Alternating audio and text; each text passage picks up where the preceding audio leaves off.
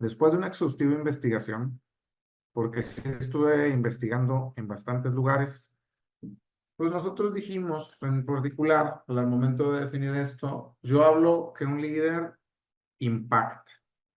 Y cuando hablamos de impacta, estamos usando un acrónimo que define las cualidades que debe de tener un buen líder y que también debemos nosotros que desarrollar para poder tener mejores resultados.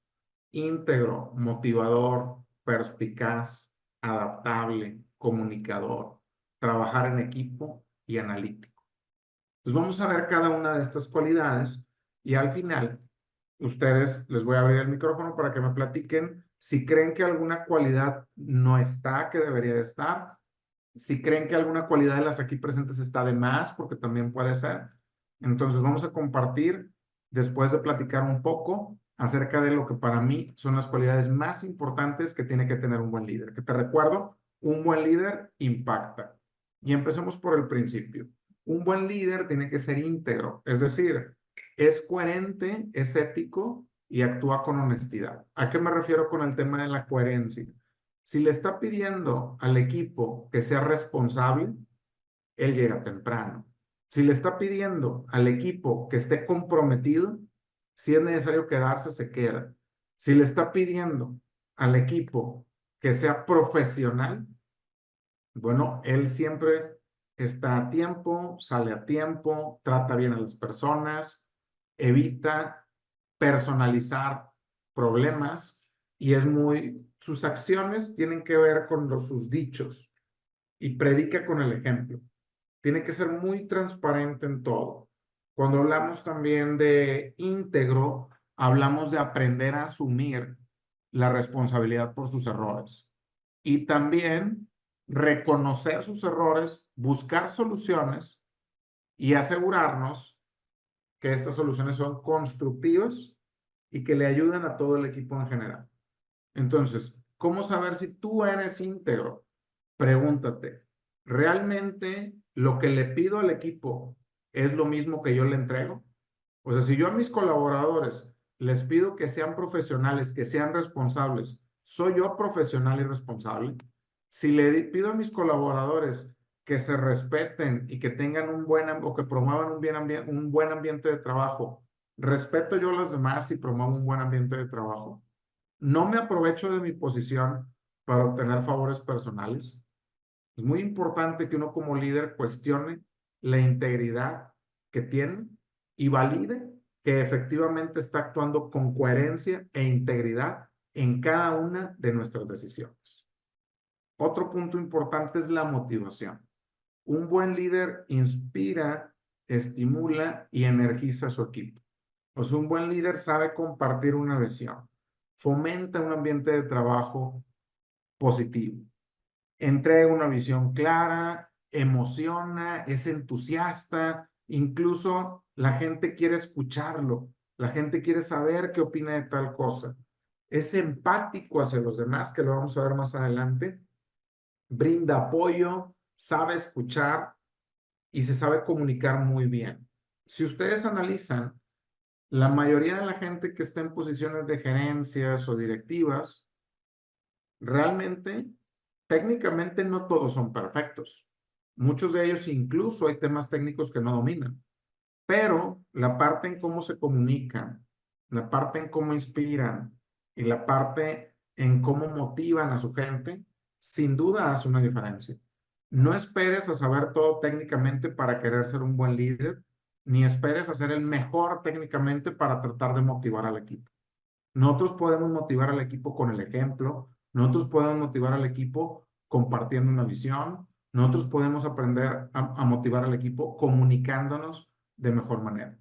En esta certificación, parte de lo que vamos a ver tiene que ver con cómo inspiro, cómo motivo y cómo energizo a un equipo de trabajo. Y eso lo vamos a ver un poquito más adelante en el módulo de comunicación.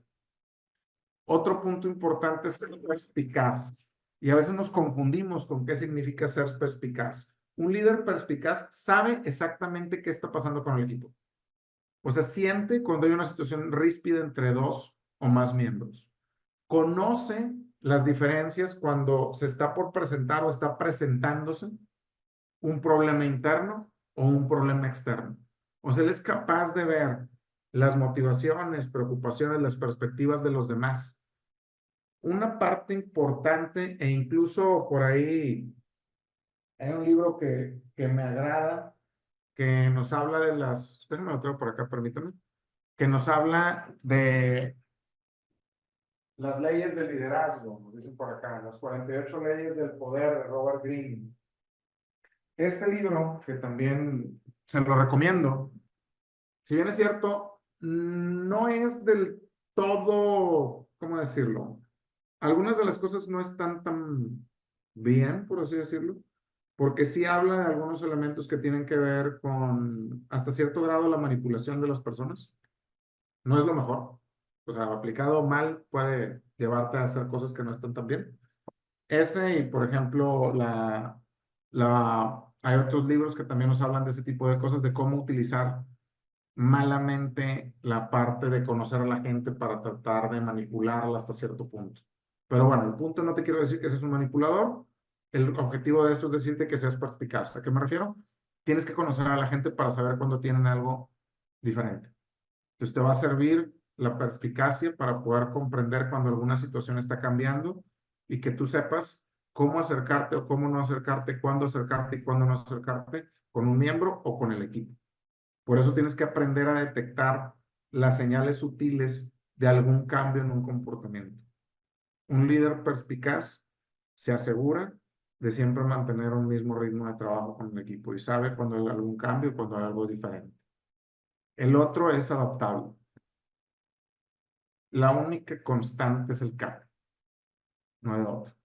Entonces nosotros tenemos que aprender a responder de manera efectiva y abierta a los cambios que se van a presentar, a las circunstancias que tenemos que adaptar, que afrontar y a las necesidades que vamos a tener con el equipo.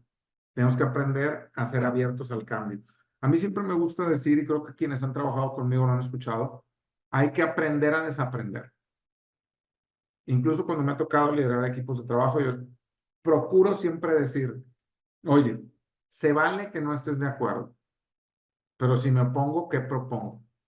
Y explicarle a la gente que tenemos que todos tratar de adaptarnos al cambio. Yo como líder, no es lo mismo trabajar con un equipo de 6 operadores que trabajar con 4 gerentes. Entonces tengo que aprender a adaptarme. Y no porque un equipo sea mejor que otro, ¿eh? El resultado de un equipo está en función del liderazgo y del compromiso del equipo. Y si un equipo no está comprometido, por supuesto que es responsabilidad directa del líder. O sea, no se vale, por ejemplo, que tú le preguntes a un equipo, oigan, ¿qué onda? ¿Tienen alguna idea para mejorar o para resolver este problema? Y que nadie te diga nada. Eso habla más de ti como líder que del equipo en sí. Entonces tú tienes que aprender a ser adaptable. Y aprender a ser adaptable también implica ser resiliente. Se vale que fracasemos. Es común dentro del liderazgo fracasar. Incluso yo no conozco un solo líder importante que jamás haya fracasado. Lo que sí no se vale es que no aprendas de tu fracaso. Incluso yo te puedo decir, en su momento, yo fracasé como líder y acabaron corriéndome de mi trabajo. Yo soy consultor debido a que me corrieron en la organización en la que estaba. Y la verdad es que me volví un líder tóxico, me volví un líder no positivo y me volví bastante negligente. Entonces, todas esas cualidades malas que estaba teniendo, que no las tengo todo el tiempo, pero que las presenté, pues hicieron que decidieran apartarme de la organización. En realidad, en lugar de buscar otros responsables, lo primero que dije es verdad, estoy siendo un líder negativo, estoy haciendo que la gente esté a disgusto en su trabajo. Si ustedes consideran que ya es buen momento para que me retire, me retiro. Pero en realidad, un punto clave es que tuve que aprender de ese error y tuve que decir, yo no tengo que volver a hacer esto, yo no tengo que volver a hacer así, ya me di cuenta que esto me costó esto y a través de la resiliencia supe sacar lo mejor de esos errores y actualmente sigo aprendiendo a conducirme mejor como líder y sigo aprendiendo todos los días a tratar de ser un mejor ejemplo como jefe y como compañero de trabajo. Entonces, esta adaptabilidad te tiene que ayudar a ti para que te puedas mover en las distintas situaciones en el espectro que vas a tener dentro del equipo de trabajo conforme vayas avanzando. Y es muy importante aprender a reconocer cuando fracasas y aprender lo mejor de estos fracasos. Por eso decía por aquí Pablo, lo importante es reconocerlo y aprender. O sea, cuando tú no quieres reconocer que te equivocas, estás en un error. Y es lo peor que pueda pasar. No es posible que tú digas que todo mundo está mal y que tú estés bien. Pues por eso no podemos repetir estos patrones ni quedarnos estancados. Otro punto clave que tiene que ver con lo que decíamos ahorita, la comunicación. Si han notado que en este entrenamiento he sido muy claro con los temas de los tiempos. Y les he dicho, 3 minutos para esto, 10 minutos para esto, 5 minutos para esto. Ustedes tienen que aprender a transmitir ideas de una manera muy clara, a compartir una visión lo más rápido posible y que los mensajes sean lo más adecuados para el público para el que lo están presentando. O sea, tenemos que aprender a comunicarnos mejor. Y esto tiene que ver desde el punto de conocer a la audiencia y ser empáticos con ellos. También, cuando nos toque dar retroalimentación, vamos a tener que ser muy claros en la retroalimentación. Si damos un mal mensaje en la retroalimentación, podemos romper completamente una relación de trabajo personal que teníamos. Y nos va a tocar dar retroalimentación. Y nos va a tocar decirle a la gente que a lo mejor hay un problema con su desempeño. Y nos va a tocar también reconocer a las personas. Entonces vamos a tener que aprender a hacer las dos cosas. Tanto reconocer a alguien que está haciendo algo bien, como decirle a alguien que hay áreas de oportunidad en cómo está trabajando. Muy importante que aprendamos a dar retroalimentación. Y lo vamos a ver un poco más adelante, porque esto nos ayuda a desarrollar al equipo, nos va a ayudar a crecer al equipo y vamos a aprender a escuchar. Entonces, ser comunicador, el primer paso para aprender a comunicar es saber escuchar, porque nosotros vamos a poder aprender cómo comunicarnos mejor a partir de conocer a nuestra audiencia. Oye, pero es que, ¿cómo voy a escuchar a mi audiencia? Estoy frente a gente que no conozco y que realmente les voy a transmitir un mensaje. Mucha de la comunicación es no verbal. Entonces, tú puedes ver cuando alguien está distraído. Tú puedes ver cuando alguien no está poniendo atención. Por eso, cuando hablamos de comunicar,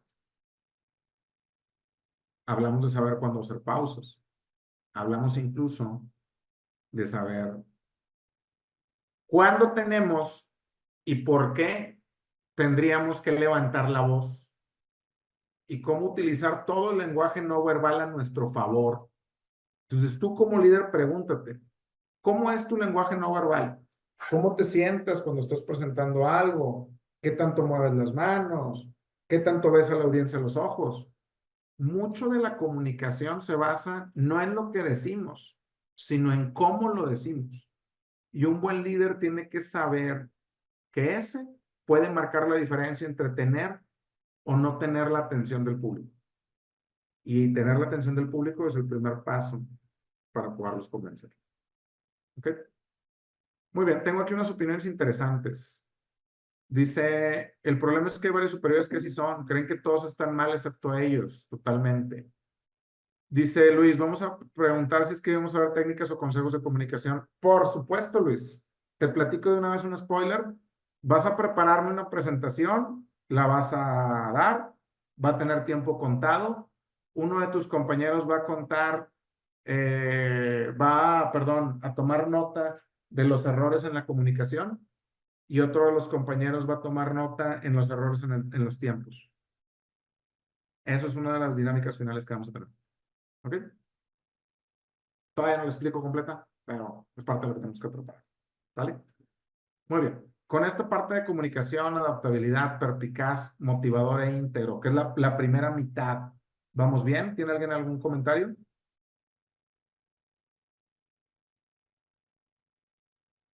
Muy bien. Todo bien. Perfecto. Seguimos. Trabajo en equipo. Nosotros, como líderes, ¿qué tanto aprendemos a trabajar en equipo? De entrada, ¿cómo le hago yo para ir desarrollando a los demás? Por eso te decía que esto va de la mano con la perspicacia. O sea, el trabajo en equipo tiene que ver con la perspicacia. ¿Por qué? Porque tú tienes que saber qué cualidades tiene cada una de las personas para saber qué asignarles. No te vayas tan lejos. En mi caso, y a mí me pasa ahorita, yo tengo perfiles diferentes en mi equipo de trabajo.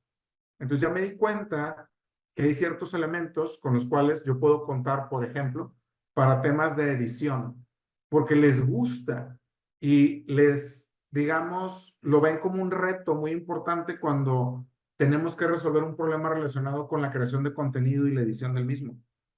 Entonces ellos buscan tecnologías nuevas, buscan formas más fáciles y se les da de manera muy práctica. Entonces yo sé que ellos, ciertos miembros de mi equipo, saben hacer muy bien eso. Todos lo saben hacer bien, pero hay quienes lo saben hacer muy bien. Y sé otros, por ejemplo, que son muy buenos en el tema de servicio al cliente. Entonces yo sé que si a cierta persona le digo, oye, ¿sabes qué? Necesito que hagas una macro, que corras una macro para que contactes a tantas personas y que hagas esto y que les pidas esto. Yo sé que esa persona, como le gusta mucho esa parte del servicio al cliente, para esa persona es muy sencillo hacer eso.